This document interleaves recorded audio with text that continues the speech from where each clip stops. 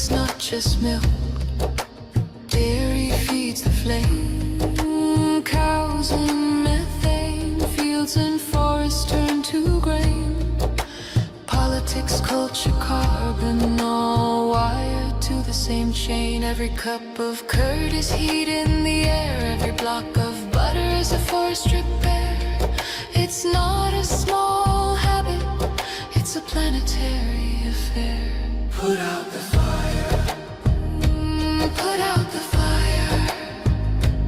Echoes and rise. This is our hour. Energy fixes half the hurt. Dr. Rao made that clear. But food fixes the other half, the half that's burning here. Change the plate, change the land, change the future's atmosphere. Put out the fire. Put out the fire. Metafoodians unite. This is your choir.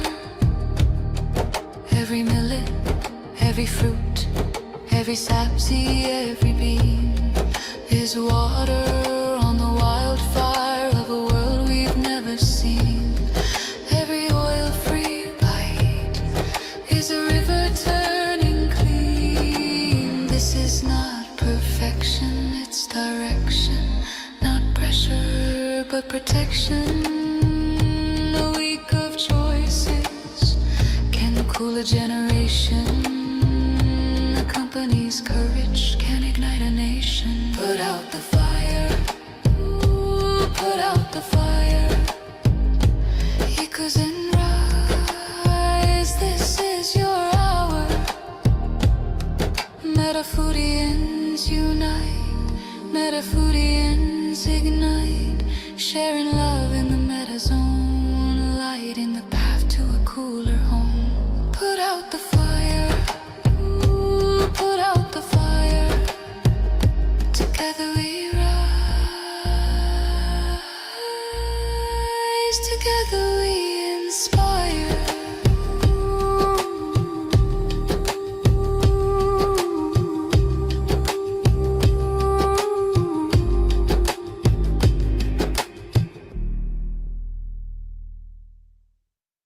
Welcome to the Planet B podcast, where truth, transformation, and faith converge.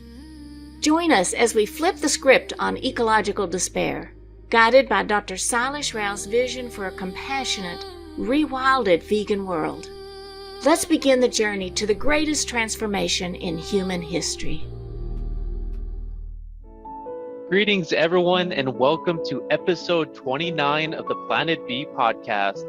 And today is definitely one of the most fascinating chapters of the book, The Money Game Transformation. Dr. Rao, thank you so much for joining us. And wow, this is going to be quite a topic. Right. So usually the most interesting topic for people too, because it's very hard for us to think of a different money game than what Right. we've been playing because of the two loops theory of change. I think it's absolutely inevitable that this needs to change. The money game needs to change. And I love how you call it a money game, because in the end, that's all it is. But if you don't mind, could you start with the opening quote by Deborah Fries? Yeah, Deborah Fries said, you cannot fundamentally change big systems. You can only abandon them and start over. So true. She's one of the founders of the Berkana Institute. It's their two-loop theory of change that I use. Why do you call it the money game? Because as human beings, we tell stories and we play games. This is how we coordinate our actions and among millions and even billions of us. We tell common stories that everyone has bought into those stories, and then we play common games. And that allows us to be this powerful species that can literally change the life support systems of a planet. Right. Because without telling these stories and playing these games, if you look at all the other species, they don't have groups of more than 100, 200, or maybe even 1,000. But beyond that, they don't coordinate very well. Okay, we can coordinate among 8 billion of us Right. because every one of us believes in the money game. It's the common game that everyone plays, right? And in the Yeah. money game, you're taught, if you want money, you have to go and extract from the planet and give it to someone who has money, who will give you something for it. Mm. It's the fundamental extractive money game that we play. Right. And it's interesting because you say it is really the one game that all of us are, I don't know if the right word is forced to play, but it is one of the major components of the Planet A system. It's the one game that allows you to tap into the resources of hundreds of our fellow humans, thousands of our fellow humans, Mm. because without it, if you go talk to someone in an indigenous community that doesn't use the money game, is not yet playing the money game, they are small communities and Right. they help each other, in that community. But suppose you want to create a smartphone. A smartphone is assembled by thousands of people, Right. okay? And thousands of people designed it. So it's like you're really tapping into the knowledge of maybe millions of human beings in Mm. that smartphone. Okay. And how do you then tap into that effectively? So you need to play some kind of game that allows you that benefit of the knowledge of your fellow humans and their productivity all put together to give you this useful tool. That money game is the one that allows us to coordinate at such levels. You can play the game in different ways. You can create different rules and play the game. But we have a game that we inherited. And so we were born into this game. We didn't even know. We were born into this game. Yeah. And then we were taught how to play the game and we started playing it. It's now, once you understand the money game, understand how the rules of the money game, and you realize it's actually the one that's driving the climate heating phase of our civilization, then we can say, okay, how do you architect a money game that will allow you to be in the climate healing phase for civilization, Right. right? It's not the same game. It's a different game. If we could talk a little bit about that, the Planet A climate heating phase of this money game. And in this chapter, you highlight the fundamental roles within the money game on Planet A are the buyer, the seller, and the banker. Could you share a little bit about that, please? Yeah. So Alice wants to buy a piece of property from Charles, the seller. And then Alice goes to Bob, the banker, and asks for a loan to buy the property because she doesn't have enough money to buy the property. Okay. So according to the rules of the money game play today, Bob is allowed to give Alice a loan if he knows that Alice can return that money, number two, and he has at least 10% of the loan in his bank. Mm. So he can actually create like a factor of 10 multiplication. Right. Okay. Or in effect, what happens is he's giving the money to Alice to go and buy, and he's only keeping like a small percentage of the money in the bank. So that if there's a run on the bank and everybody comes and wants the money back, he doesn't have enough. He's given it away. Right? So, but then the government supports him, saying if there's a run in the bank and you are FDIC insured, we will insure every depositor to the tune of $100,000 or something like that. Mm. So people don't make a run on the money because they know that the government is guaranteeing them $100,000. Okay. Right. So those are mechanisms that we put in place to make this thing stable. So now Alice has the money, so she goes and gives it to Charles, and she gets ownership of the property, but in reality, she doesn't own it. Mm. The banker owns it. Okay.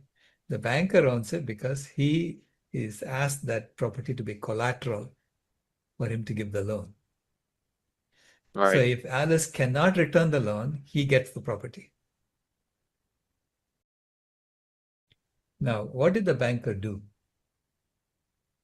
He was just an intermediary, Yeah, just the middleman. just a middleman. But he owns that property now, literally, right? It, it's true, yeah. So this is why I say the bank literally owns the planet at any given point in time. So if you think of all these bankers, well, literally it's just one bank, right? A few large banks. And if you follow their shareholders, you'll discover that it's really one bank. Right. Large corporations are the same financial holding companies as major shareholders. It's literally just one bank. So it's a system that's created this mechanism of fractional reserve currency system has created such that a few people literally own the planet. Because at any given point in time, there are more loans than there is money in the system. So which means that a lot of people are in debt, which means they have put some of their assets as collateral for the debt. Right. Yeah. So if they cannot return the debt, that asset goes to whoever gave them the loan. Back to the middleman. Back to the middleman. So that's the game. And so now let's say Alice cannot return the money. Okay. She has hard time. She got hit by a car, and everybody is feeling sorry for her. She cannot return the loan. The government goes and says, Alice, I don't care. You have to give your property to the banker. So the government is always on the side of the banker, not on the side of Alice, Right. not on the side of the borrower. That side always wins in a dispute as opposed to the borrower. Because we have set up government as a system to enforce these contracts. That's the purpose of government. So everything is sort of rigged against the borrower and is always in favor of the banker. Could you share a little bit more about how this the money game is the root of all of the problems within the Planet A system? Well, because the money game is built around debt and loans, there's a fundamental impetus to grow the economy. Okay? Because if you don't grow the economy, then there's competition for finite resources, the finite amount of money that's going around. And a lot of people are going to be default on their loans and, and economic activity doesn't flow anymore because people are going bankrupt. Banker doesn't know what to do with all this stuff. If say no one, is able to return the loans and they all say, okay, you own it. He doesn't know what to do with it, right? Right. He can't extract value out of it. He needs millions of people going out there and extracting value and returning the money to him. So he then basically created this money out of thin air and he got it back. So bizarre. Right? So I'm sure, if you trace the owners of these banks, there are, multi-trillionaires sitting there who don't tell you that they're multi-trillionaires because they got all of that went back to them. Right. And by always having this feeling of needing to pay something back because essentially we don't own it, whether it's a car or a house or even, sometimes our children's school, then it puts a lot of fear in our daily lives and also creates a lot of exhaustion because people work harder, think more about work, don't pursue the things that they truly love or want to do. Right. That's known as debt slavery. Hmm. So when you have debt and you feel obliged that you have to pay it back, you are literally enslaved by that debt. Right. You could say, I'm not paying. Then they'll come after you, right? Right. Yeah. They'll come after you and eventually they'll force you to pay. They'll take away your assets, your collateral that you gave for that. And also they create a competition between our brothers and sisters of humanity. Absolutely, yeah. Because you have to return the loan. So you have a debt, you have to return the loan. And so you're competing with others who are also trying to extract now to return their loans. Right. And so you're competing with each other to return the loans. So it fundamentally is a competitive money game. And so for a climate healing phase of our civilization, we have to create a money game that's all about collaboration, not about Mm, competition. The architecture has to be the exact opposite of the currency architecture that we have in the Planet A money game. right. You state in chapter 29 that we must change our money game to a new game based on love, generosity, and natural abundance. The Correct. architecture and rules of this new game would incorporate characteristics that are the exact opposite of those used in the current money game. So, Dr. Rao, could you give us a little sneak peek into the money game of Planet B? Think of the money game today, understand the architecture of the money game today, and do the exact opposite. I'm sorry, I'm serious. That's how I I did believe you. Yeah. I That's just think of the world turned upside down when you say it's just right. the opposite. Right. So in the current money game, all new currency is created in the form of loans. Hmm, Okay, so everything that is a debt that you have to return. In the money game encoding generosity, all new currency has to come in the form of allowances. Allowances don't have to be returned. right. Okay. In the current money game, the debt has to be returned to a banker or someone who loans, someone who has the authority to create currency, which is usually a bank, nothing else, right? They can create currency. Right. And in the new money game, the allowances are through the generosity of Mother Earth. Hmm, As long as Mother Earth is thriving, you get an allowance. Okay. The more she's thriving, the bigger the allowance you get. So it gives you an incentive to make Earth flourish. So we are creating a game in which the Earth has to flourish for us to get more of it, bigger allowances. So we'll work to make the Earth flourish. So that will become our motivating force, the objective function. So you have to code, you have to code the Planet B money game to accomplish the Planet B objectives. So that's why it has to be an allowance. Allowance is coming from nature and not debt from a human being. Okay. right. So that's the other opposite. And then in the current money game, the object of the game is to accumulate as much as you can for yourself.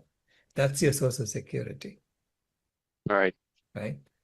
And in the new money game, for the Aquarius, I call it Aquarius money game, Hmm, uh, for the new currency system, the object of the game is to deploy your resources in the best way possible that you think it's going to work. Why? Because money slowly decays over time. right. You can't hang on to it. It Yeah. automatically decays over time. Okay. And so that's the software we need to build, okay, that it decays over time. We have to then figure out, okay, we have to tweak the decaying factor and things like that to make sure that that's similar to what the Fed does, adjusting Right. the interest rates. You know, you have to That's what I was thinking. Yeah. have a council of wise elders who Hmm. decide the decay rate. And the Not goal is politicians. no, it has to be wise elders. I think it has to be independent of politics. Yeah. Just Right. like today, I think really this Fed has to be independent of the government for it to work properly. If Hmm. the politicians interfere in the Fed, this entire system on planet A will collapse very quickly, Yeah. which they're beginning to do now, So Would each of us have resources to deploy to our community? Like right now, right, the financial system is based on country and international. Would you see right. Aquarius being more locally based in your community? Yeah, all money in Aquarius system, all money flows through individuals. There is Hmm. no other money created because you are the source of work, resources. You are the one who is Right. saying, what am I going to do with this? Right? and how am I going to deploy it? This is why you have the responsibility for how it gets deployed. Now, I'm suggesting that when you go and join a community, that community will say, okay, if you want to join our community, you have to give us 10% or 20% of the flow that's coming to you. So that's coded in the community's rules. And then basically some of your money that comes to you goes to the community's coffers and they can deploy it Right. for common purposes. Okay. And then you get to deploy your money to, you say, okay, I want to do this, I want to do that, whatever you want to do. You have to deploy it and use it. If you don't use it, fine. You don't have to use it. If you don't use it, it decays automatically, right? And so if someone wants to hold money in the new system, they become actually very good for the system. Because what are they doing? Allowance is a footprint allowance. Right. So it basically says you can use this much of the Earth's resources for yourself, or whatever you want to do, right? Now, if you hold it, or if you get it from others and you hold it, and you let it decay, you're basically not using footprint on Earth. Right. So the Earth will flourish more. Right. Because humans' Right. footprint decreased, right? Human footprint decreased overall.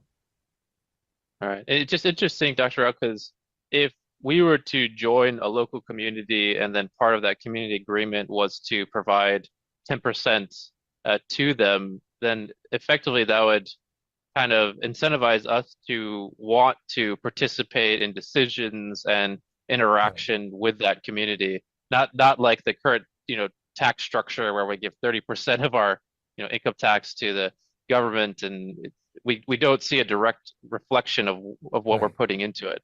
Right. So it goes directly to your community. So the only tax you pay is to your community. Okay. So the architecture is very recursive. It's the same thing that happens in every level. Okay. All The right. community belongs to a watershed, which is local to that community. And the watershed belongs to an ecosystem. And then the ecosystem belongs to the planet. So there's the watershed council.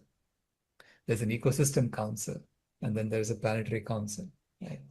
So the resources flow from the individual to the community, and then from the community to the watershed it belongs to. So the community only pays taxes to the watershed that it belongs to. No one else. The watershed council pays taxes to the ecosystem that they belong to. So there is responsibility and there is accountability built into that flow structure. So the current architecture, somebody gets a loan, okay, and they go start a business or something, and you go and work for them, and then you tap into that, you get a salary, and then you pay taxes, and it goes off somewhere, and they use all the money for whatever, for the common purposes.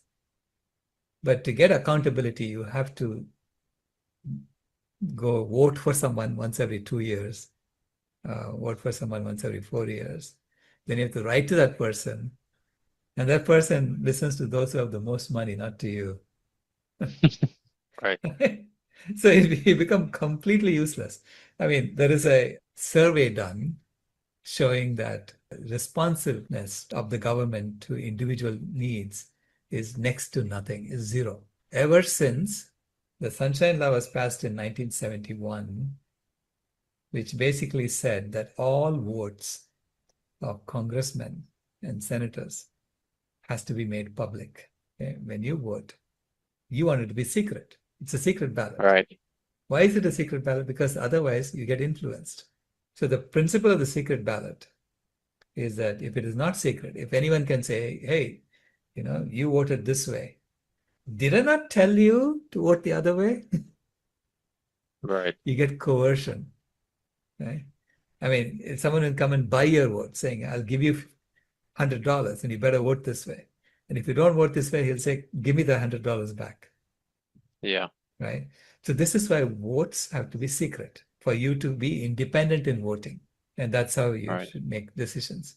So congressmen and senators cannot vote anymore like that. It's because of the Sunshine Law. All right. because it's public domain. Everybody knows how you voted. And so the donor who gave you money is going to come and say, wait a minute, I told you to vote this way, and you didn't. Yeah. So they lost their independence in 1971. And you clearly see in the survey, since 1971, the responsiveness of Congress to people went down, and Wow. the responsiveness to big donors went up. Yeah. It's interesting too because there's a graph that shows how many animals people consume, and actually at that 1970 mark is when you really see it start to rise. So you can see that animal agriculture definitely had an impact at that time to influence politicians. Right, right. Yeah. Yeah. Anyway, that acceleration is part of the last hurrah of heating that we had to do on the planet. And to build all this new technology we needed so that we can take pictures like this from space, right? Yeah. And and now we know we have to stabilize the life support systems of this beautiful planet. And Mm. so now we have everything we need to redesign systems, and create these new structures that allow us to do what we need to do. That's the reason why the architecture is like that. It makes you responsive and accountable locally. Okay. And then it builds up hierarchically. And we need some hierarchy, right? You can't have everybody making decisions for the whole planet. 8 Right. billion people voting on something and reaching a consensus is going to be impossible. So something that I think is really fascinating in chapter 29 as well is that you state that healthy food, shelter, clothing, and the Mm. basic needs of humanity will be met for free Right. on the with the new financial system, which allows us to dedicate ourselves to the task of restoring the ecosystems of the planet. Yeah. That's the contract you have with the community you join. The community is taking a certain percentage of your allowance. And in return, they're going to guarantee to you that you'll have adequate shelter, balanced meals at any given time. Because I found that when you split the production of meals to at an individual level, you are basically you're atomizing human beings, and you're making it more and more expensive Mm, and then more and more wasteful. Whereas when you cook in a community, when you cook together, I mean, you can reduce the costs tremendously. You don't need that much packaging anymore for food. Because I get food every day delivered to me when I'm working here, and I cringe at how much packaging I'm getting. right. Yeah. Dr. Rao, do you think that when we shifted to the local community-based financial system and Planet B system, ideally we would be growing a lot of our food locally, Right. cooking together, closer communities? It would really reduce the amount of resources that we would need or use. Right. Right. Absolutely. You'll be moving away from monocultures. When you do large monocultures like that, that's when you need pesticides and, because nature doesn't like monocultures. And nature will find a Right. way to turn that into a polyculture. So you have to keep fighting nature to do that. And that's what these chemicals do. Hmm. And then you also talk about the labor would be based on volunteerism on Planet B. Correct. Yeah. Because you cannot coerce anyone to do anything because you're getting allowances, right? Cannot coerce anyone. It has to be that when you're healthy, you want to deploy you want to sing your song. Hmm. Okay? You want to dance your dance. And so you will find a place where you can contribute. All Yeah. right. And if you don't find a place, if you're lethargic and you don't, then you're not healthy.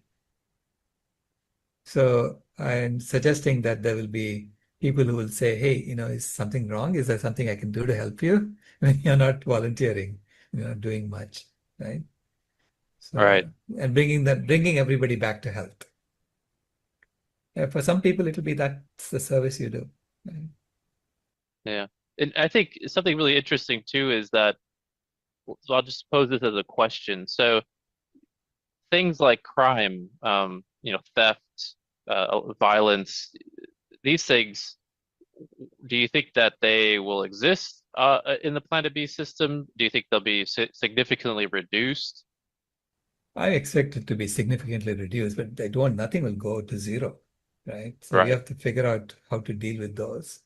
And there are lots of social scientists who are working on that aspect of it.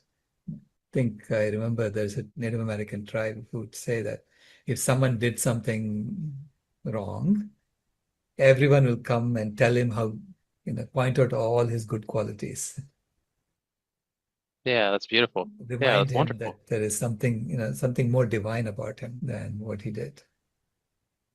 So Right. that's how they deal with deviant behavior. Yeah, so it's essentially it would be, true therapy. Like if someone did something kind of counter to providing cooperation and love, then Mhm. we would want to go and just help them, not to put them in isolation or something like that. We'd want to Correct. help them to come back to the community as fast as Yeah. possible. Yeah. I mean, I'm sure there are pathologies that we have to deal with. I don't All know. right. So I'm just Yeah. saying we need to organize around love. Beyond that, we have to figure out all the details.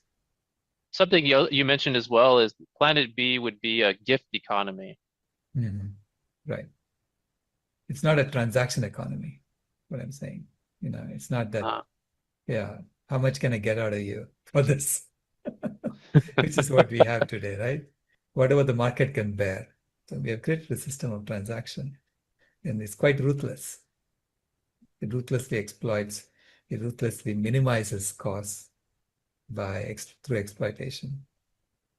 So you cannot do that when it's volunteerism. You cannot exploit anyone. So then it's a matter of, the currency is used to monitor how much of the Earth's resources have we used. So the allowances are dependent upon how well the Earth is doing. Let's say, 50% of the Earth's capacity is what we can use on an annual basis, because the other 50% has to be left for wild animals to right. use. And so if that's 50% is what you can use, any product that you get is valued in how much of the Earth's resources you used for making that product. And then when you take ownership of that product, that footprint gets retired completely. So basically, I'm saying this currency mechanism should be used as a way to monitor our overall footprint of our consumption and make sure that it stays within bounds. Right. Okay. This is why it's important to have a forgetting factor. Because if you hoard and then everybody goes and does it at one time, the earth cannot support it.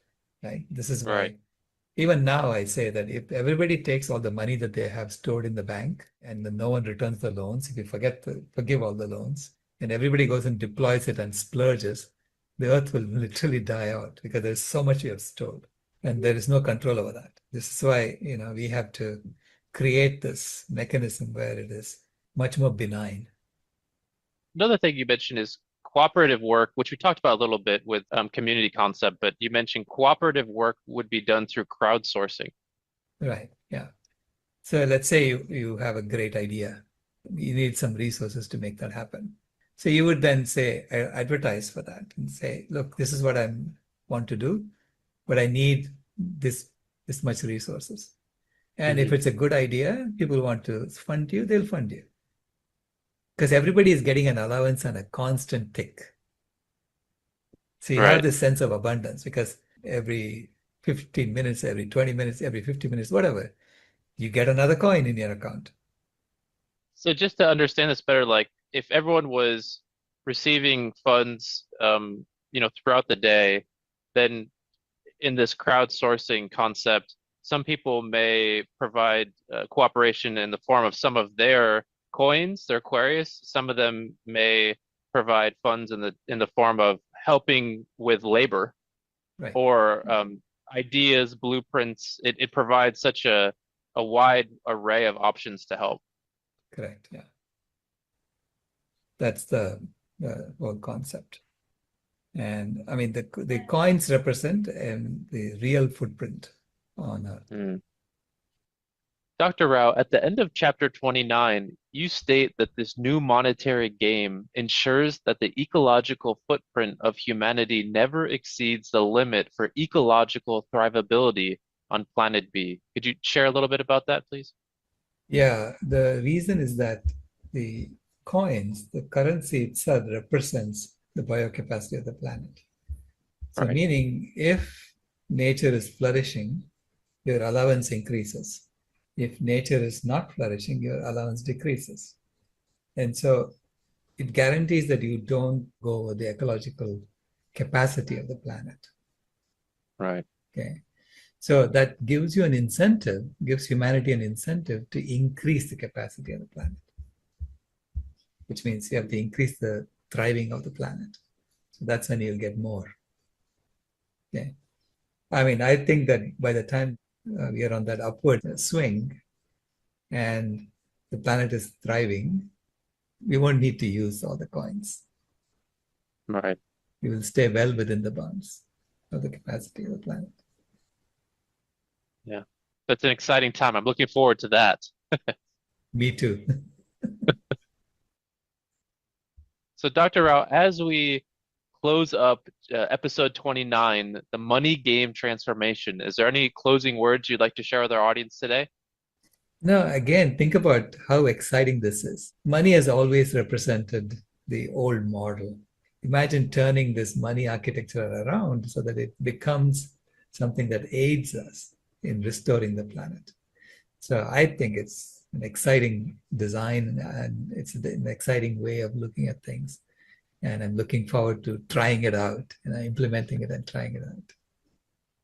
Wonderful. Well, thank you so much, Dr. Rao. Thank you so much to our audience for joining us today.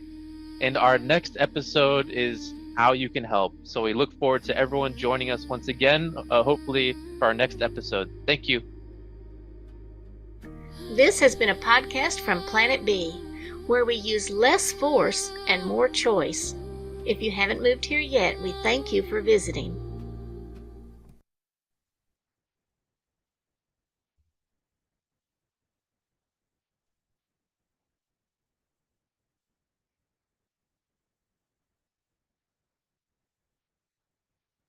Hello, Sai.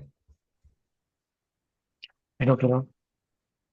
So, uh, actually, money has many dimensions to it, right? In the current system. So, like two things come to my mind. Like one is like the society attaches your self-worth to money. No matter how great your ideas are, no matter how, if I have to take your example, for example, what all you say, if if a rich person says exactly the same things, people will give them more value. I mean, I think that's how the people's mindset are. At least that's what I think. So, so there's a lot of self-worth and money is attached to each other. So how can we break this? That's one thing. Another dimension I thought of is like people spend their entire life savings on getting a home, on doing a wedding, as you know, in India. So if we snatch that away from them, then there's going to be chaos. So how can we deal with that? Because I mean, don't get me wrong, planet B is beautiful and planet A is awful. How do we get from A to B? We are so we need to get from A to B. I'm only asking how to get from A to B. Yeah. The transition process is an interesting one. How do you do this transition? This is why I'm suggesting that we need to do minimum viable experiments and try these things out. It's in small communities and then larger communities. We need to try these things out. And I think in the process, we are going to iron out a lot of these details of how we do this. Right?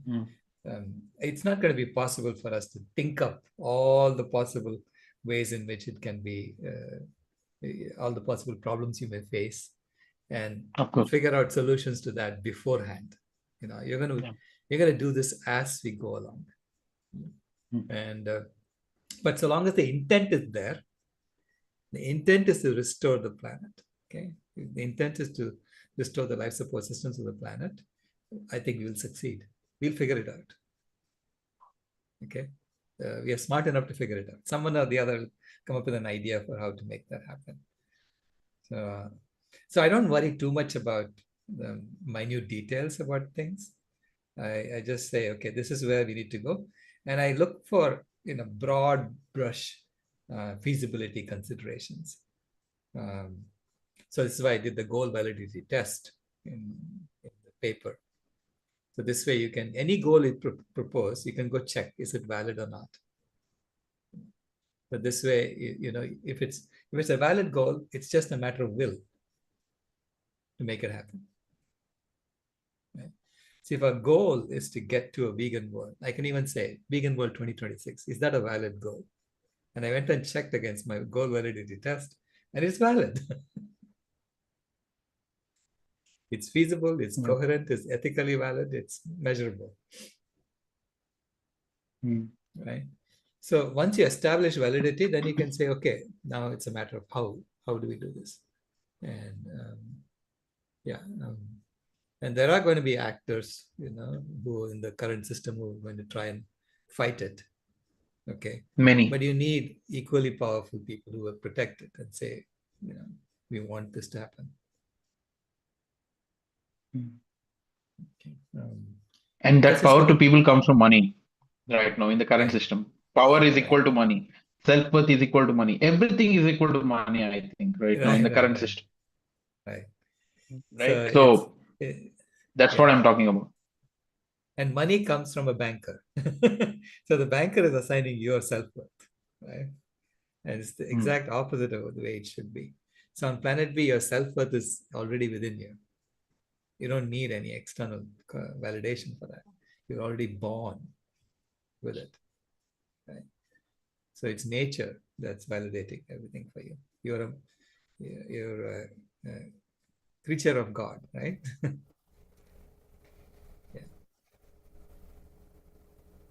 I think there needs to be a lot of education and about for this, especially for money. I think there needs to be a lot of education and counseling and many things which needs to be done to people at little levels. Definitely.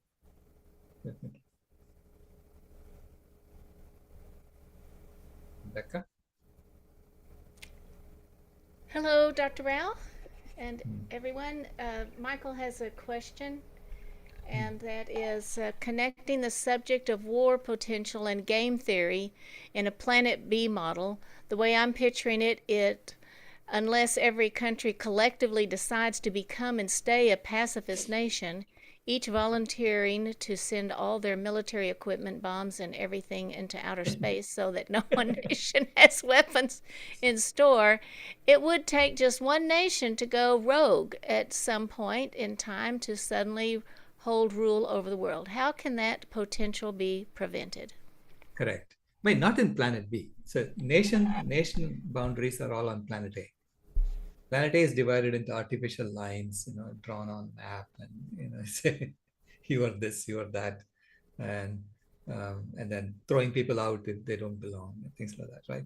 But planet B is all around ecological boundaries. So if you are already on planet B, then how can some ecosystem council is going to say, we're going to go fight the other guys? I mean, what are they doing? Doesn't make any sense, no? Because your purpose is different, right? So it's fundamentally a non-violent organization, because we are all engaged in some non-violent activity. The activities of restoring the planet, of cleaning up the mess that we have made. Why? Because we need a planet to live on. So we all have to agree that we need a planet to live on, and we have to clean up the mess that we have made. So when we are engaged in that activity, it's a fundamentally non-violent activity. So this is why you are going to get, you have to design for world peace and planetary health simultaneously. Right? So there is no nation, there is no nation divided by colonial lines. Some fellow drew on a map like hundreds of years ago. And then renamed later. Yeah. Yeah. Yeah. And who Okay, are so storing weapons for their use to protect their stuff from others. You know, well, it's not about that. Yeah. I'm going to follow up on that. It looks like then we need to work in the small groups like the Sadhana Forest and connect those, and yet it's still possible that somebody can come over and say, look, they don't have any weapons, we can have them. Right. So Yeah. that's why it has to kind of happen all over. Is that right at the same time? You have to have the support of the local Planet A people, who are going to Okay. support you from being swallowed up by Planet A. So you need the protectors in Planet A. Okay. Yeah. I mean, I have a story of, Aviram someone said he's going to come and turn it all into development, because it's such a beautiful forest now. And Aviram said, even if I die, I'm going to come back and haunt you, make sure it doesn't happen. Yeah. Okay, thank you. Joji? Yeah, so it occurred to me that, the kind of communities you describe, or um, you mentioned some communities that are testing these ideas out yesterday, right? 2 or 3. But it occurred to me today that there are a lot of such communities around us. Only thing is, they are called monasteries or ashrams, right? Yeah. Their people generally don't take more than what they need and try to give as much as they can through volunteerism. And the money game is played very differently. I know some setups in which nobody owns any personal money. There is the money for the monastery, and then according to what everybody needs from time to time. So there is no distribution of governing, or I forget no centralized government as such. There is some head of the abbey or the monastery who approves the distribution of the money according to, somebody wants to go home or something like that, and say, okay, Right.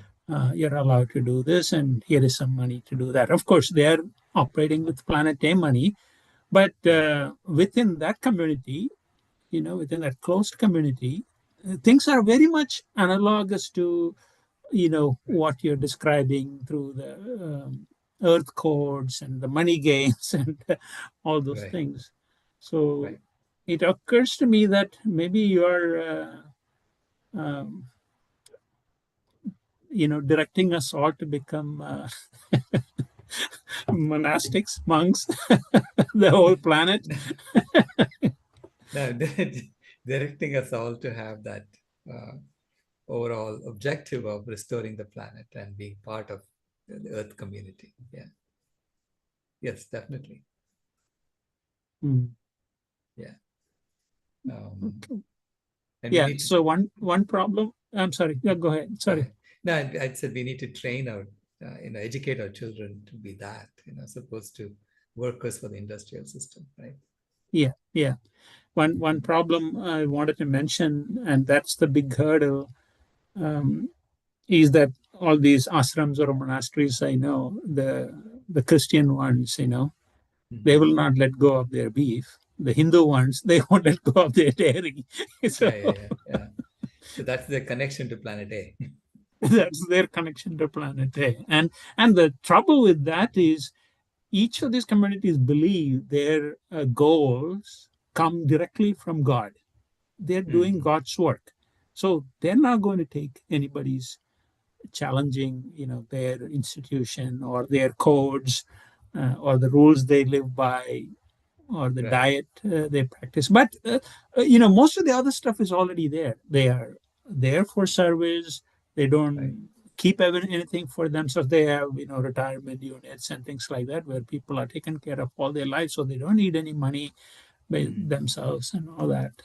So I just thought I will put it out there. Yeah. I can imagine if the larger society around them decides that they're not going to be impregnating cows anymore, and and bringing new animals into the world, the price is going to go through the roof, and then they cannot afford it, even if they want to eat it. Yeah. Right. So it's ultimately, look, Planet A is about turning the biodiversity of the planet into monocultures that, that make money for people. And that is unsustainable. It's going to die. So it's going to pull all of us down with it. So we have to now restore the biodiversity of the planet. And so that flip has to happen. Sometime or the other, it'll happen. Yeah. Yeah. Or the planet will just take us down. Right. So as it's taking us down, we're going to try, Someone is going to say, like I'm saying, hey, there's a way out. Let's try this, right?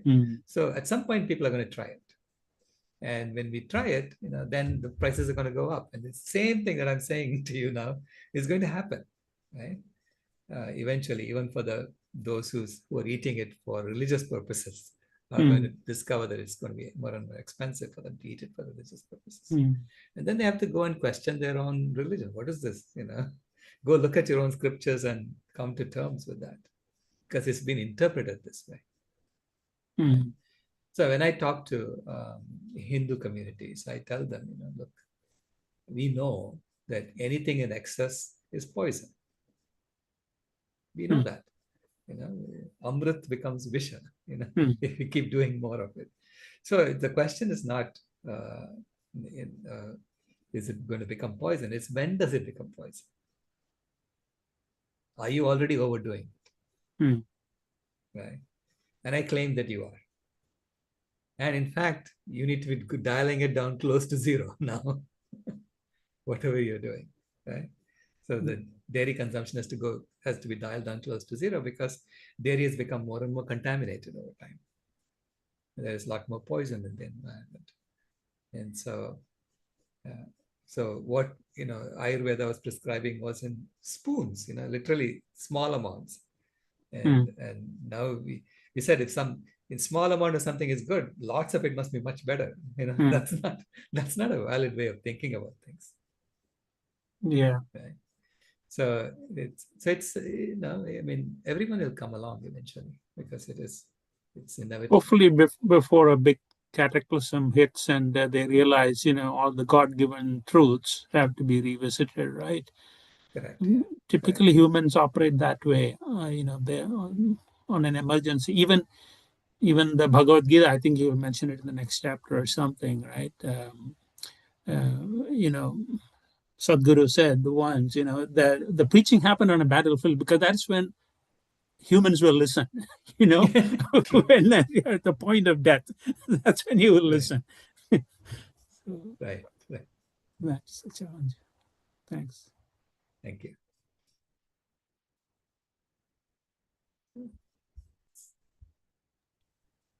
Sai or Brahm? Sai is first. Okay. Okay. No, I think you can answer his question. It's all right. Complete yours and then you. Okay.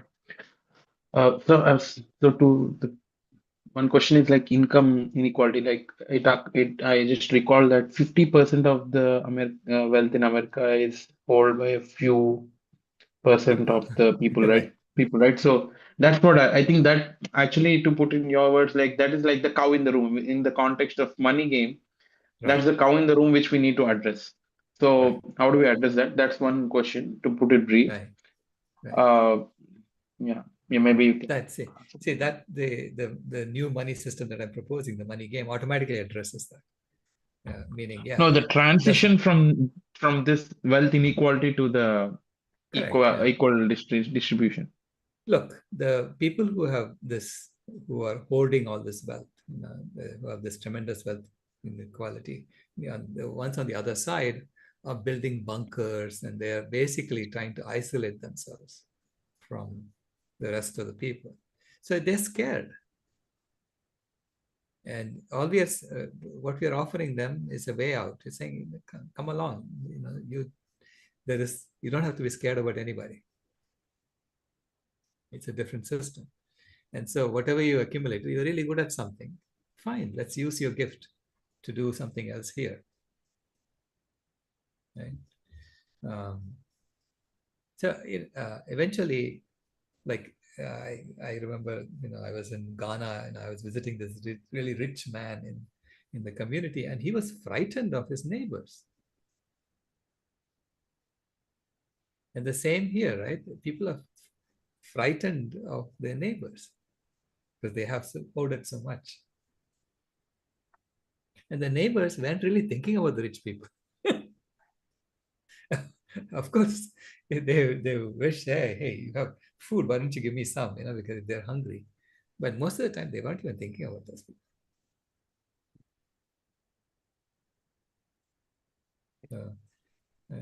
Anyways, it's all this compartmentalization that we do within ourselves, and we live in our own world, right?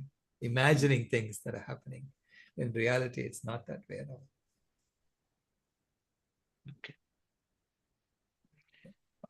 Another question about I think if I had put it in one word, taxation. Like, don't you think it's a simple solution rather than changing the entire money game? Like this, I got this like in your conversation with Joji. You were mentioning that the price of dairy and animal products will go up so high that will become expensive. So why don't we make the basically in the planet B, why make the bad things expensive and the good things very cheap? Like right now, there's a lot of subsidies going into the animal agriculture. So just Yeah. flip it over, like you say, like we have to flip everything over in planet B, right? Make it See, upside down.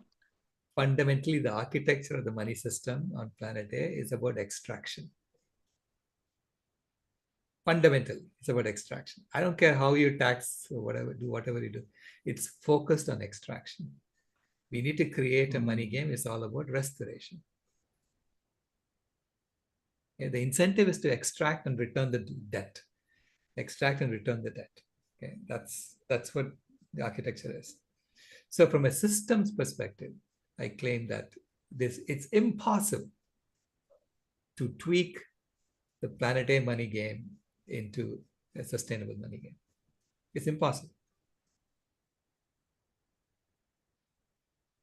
Okay. The debt thing reminds me of like actually I saw this like 10 years back also, like US owes a lot of money to China, China owes a lot of money to US, and there's a big web of debt and it's all running on that. So I think it is a big web of debt, I think, like huge. It's all Yeah. circular, like the debt is all circular. Like everyone knows each other. I don't know how. I can't even imagine how did they create this system? And they're just saying Right. that they Right. keep on increasing the debt ceiling every year. By the way, and Correct. they just want to continue the same system so that they keep on Right. increasing the debt ceiling every couple of years. Yeah. Then they Basically, say, they're okay, saying, let's grow on the backs of the future. Okay. okay. No one is interested in returning the debt, but the promise they're making to you is they're in the process of returning the debt. This is They're why not you're even able to buying. pay the interest on the debt, Right. Which means it's which is going to in billions of collapse. dollars. It's going to be, which is when it collapses, when it cannot pay the interest. Right. You're running a Bernie Madoff type scheme. Sorry, what scheme? Bernie Madoff he did a Ponzi scheme. Okay. Yeah. It's a Ponzi scheme you're running. So I cannot tweak a Ponzi scheme into something that's sustainable. Impossible. No, okay. All right. So you have to start with a blank slate. Exactly. Okay.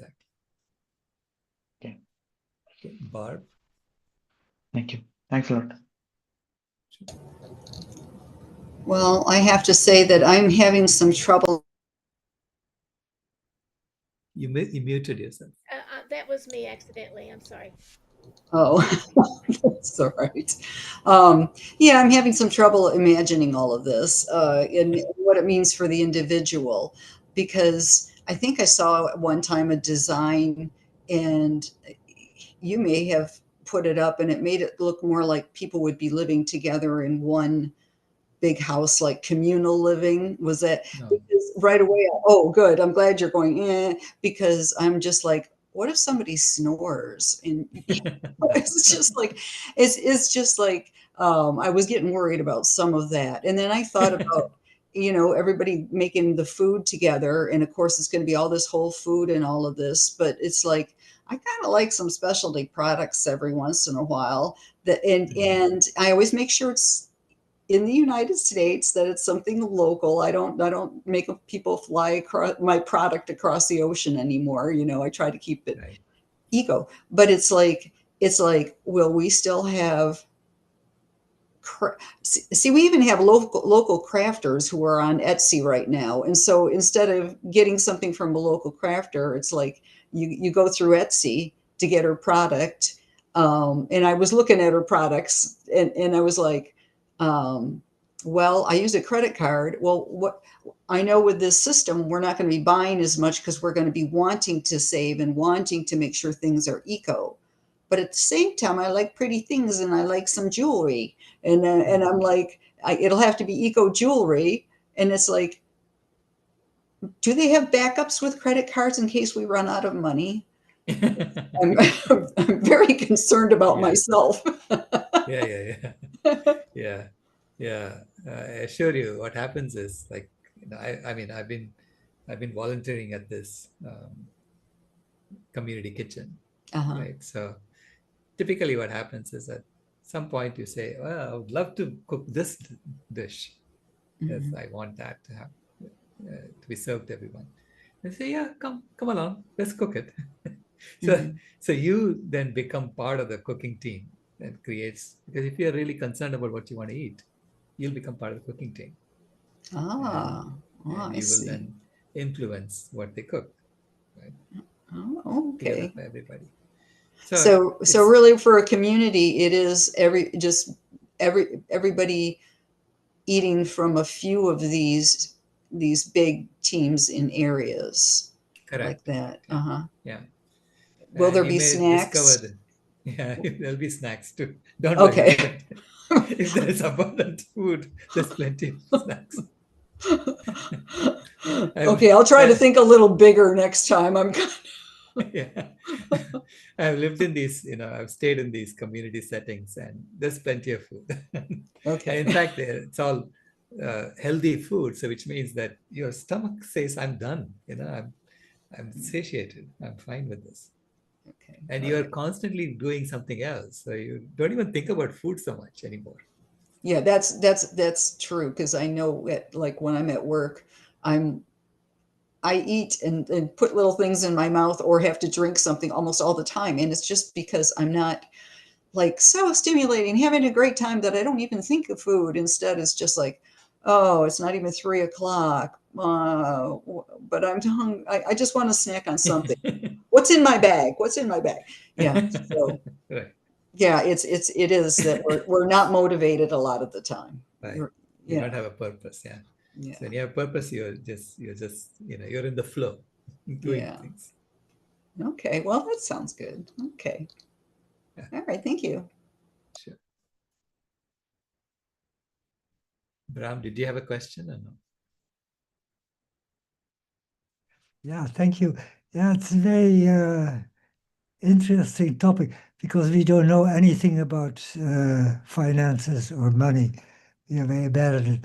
But what I got from Barb, that she wants to have diversity also, so you can be a little egocentric and wanting to have chocolate or whatever, which is maybe more expensive now. Right. So there's a diversity still. It's still possible, I suppose. Yeah. I mean, you could say, because I imagine there are lots of communities, kitchens around, and you could just choose today, I want to go over there and eat, not eat in my local community. Mm, Good, You become a guest in someone else's. good. Thank you. Yeah. Yeah, that's okay. Well, thank you all very much. And please come back tomorrow for how you can help, chapter 30. And then we did record one for chapter 31 to the 31st. Now I'm also thinking of having like the same, continuing this on February 1st, Sunday, so that we can just recap and figure out what we can do better. and and let's just have a party to see what you got out of all this for 31 days. Yeah, I wonder also is there a possibility of having more talks on the history of what is happening, because my question was about is everything we have done, is it in the common good to get to the stage of Planet B? Right, Because you have seen that we have changed the glaciation or so that you are in an right, ice age. It seems here for months we are now in ice age, but it's only a short time. right. Yeah. So So you want to have continuing questions, continuing discussions. yes. Yes. Yeah, we can talk about that on Sunday. We want to do something like this every week. But I'm writing the next one, the guidebook, and that will have more details on various aspects of this.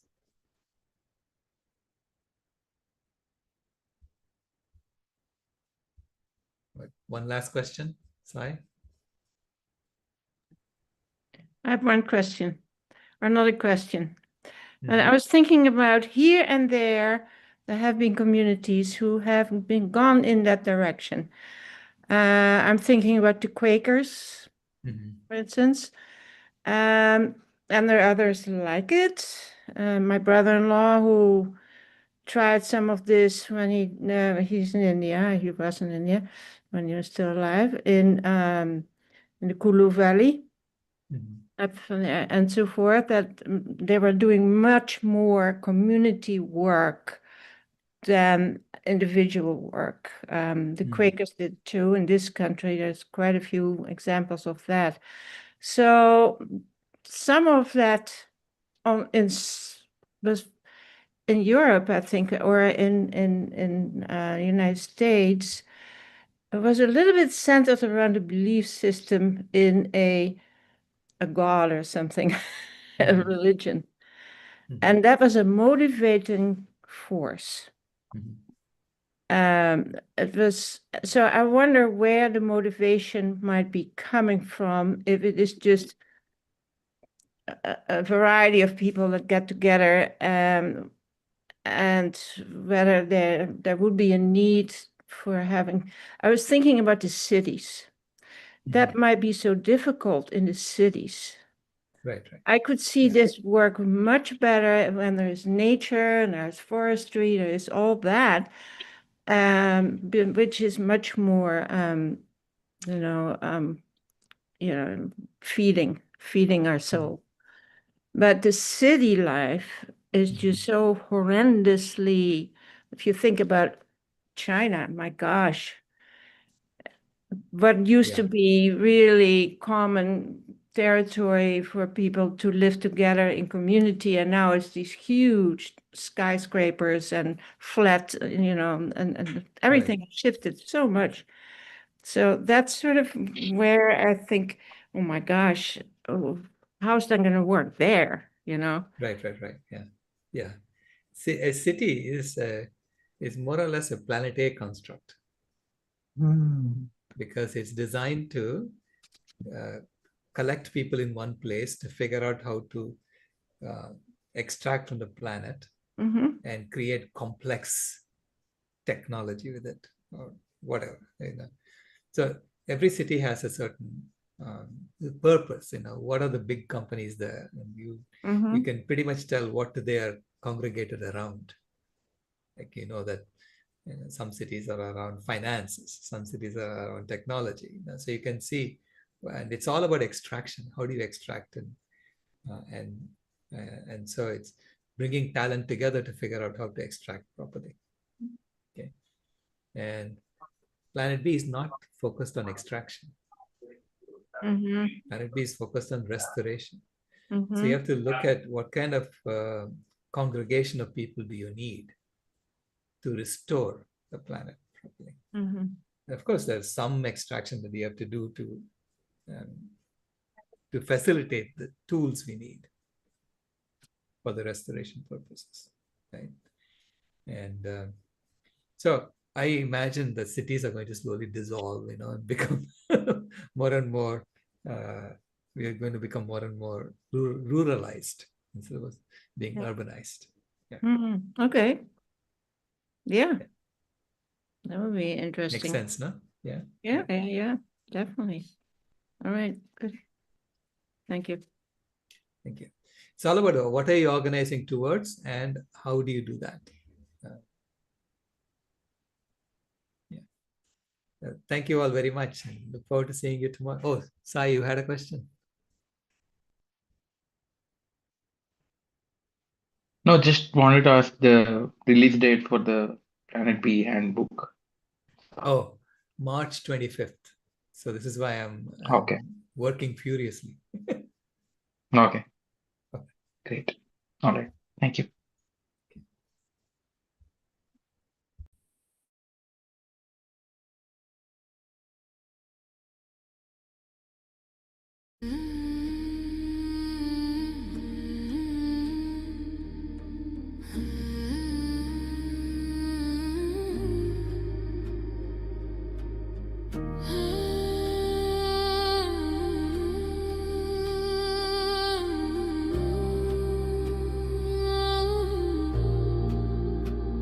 The house is burning, but we're still sitting in the glow. Phones charged, lights on, pretending we don't know. But the forest is silent, the river's running low, and the flame on our plates is the strongest fire we throw. Put out the fire, put out the fire. Echoes and rise, this is your hour. 7 boundaries broken, the earth pushed past the line. Climate, land, species, fresh water, chemicals, nutrients, oceans in decline. Not danger, disaster in real time. Put out the fire, put out the fire. Metafoodians rise, this is your power. And here in India, one truth stands the same. Milk is not just milk, dairy feeds the flame. Cows and methane, fields and forests turn to grain. Politics, culture, carbon, all wired to the same chain. Every cup of curd is heat in the air. Every block of butter is a forest repair. It's not a small habit, it's a planetary affair. Put out the fire, put out the fire. Echoes and rise, this is our hour. Energy fixes half the hurt, Dr. Rao made that clear. But food fixes the other half, the half that's burning here. Change the plate, change the land, change the future's atmosphere. Put out the fire, put out the fire. Metafoodians unite, this is your choir. Every millet, every fruit, every sapseed, every bean is water on the wildfire of a world we've never seen. Every oil-free bite is a river turning clean. This is not perfection, it's direction. Not pressure, but protection. A week of choices can cool a generation. A company's courage can ignite a nation. Put out the fire, ooh, put out the fire. Echoes and rise, this is your hour. Metafoodians unite, Metafoodians ignite, sharing love in the meta zone, light in the path to a cooler home. Put out the fire, ooh, put out the fire. Together we rise, together we